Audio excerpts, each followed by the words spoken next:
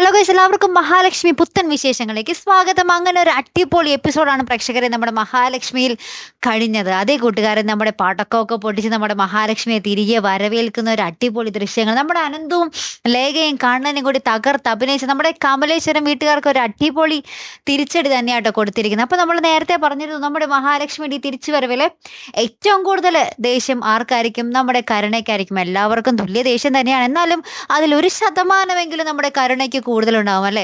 അപ്പൊ കരുണയാണെങ്കിൽ നമ്മുടെ കണ്ണൻ അപ്പൊ തന്നെ ചീത്ത പറയാൻ തുടങ്ങിയിട്ടുണ്ട്. ഓ, തനിക്ക് ഇവളില്ലാതെ പറ്റൂലെന്നായാലും എന്ത് വൃത്തിയായിട്ട ചെയ്താലും ഇവളെയും കൊണ്ട് വരുള്ളൂ എന്നൊക്കെ പറഞ്ഞ് കുറെ ഡയലോഗ് അടിക്കുന്നുണ്ട്. ശേഷം നമ്മുടെ കണ്ണൻ ഇവരെല്ലാവരെയും വീടിനുള്ളിലേക്ക് കയറ്റിയിട്ട് ആ ഒരു ക്യാമറയിൽ കണ്ട ദൃശ്യങ്ങളുണ്ടല്ലോ, അത് അവർക്കും കൂടി ഇങ്ങനെ കാണിച്ചു കൊടുക്കുക കേട്ടോ.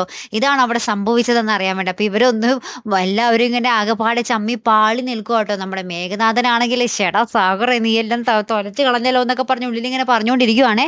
അപ്പൊ ഇതെല്ലാം കഴിഞ്ഞിട്ട് നമ്മുടെ കണ്ണനും അനന്തും ഒക്കെ ഭയങ്കര അനന്തും നമ്മുടെ അമ്മയോട് പറയുന്നുണ്ട്, നിങ്ങളൊരു അമ്മ തന്നെയാണോ? അവനോട് ഇച്ചിരിയെങ്കിലും സ്നേഹം ഉണ്ടെങ്കിൽ അവനൊന്ന് കൊല്ലാതിരിക്കുക എന്നൊക്കെ ഭയങ്കര താഴ്മയോടുകൂടി പറഞ്ഞിട്ടാട്ടോ നമ്മുടെ അനന്തും ഒക്കെ ഭയങ്കര സങ്കടപ്പെട്ടിട്ടാട്ടോ അവിടെ നിന്നും പോകുന്നത്.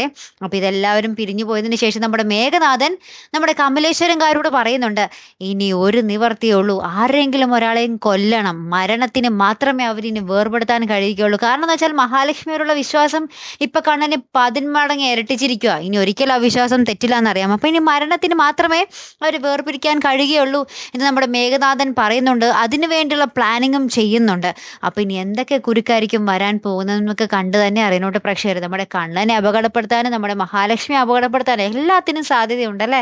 കാത്തിരുന്ന് തന്നെ കാണാം. അപ്പോൾ അടുത്തൊരു വീഡിയോയുമായി വരുന്നത് വരയ്ക്കും ഗുഡ് ബൈ.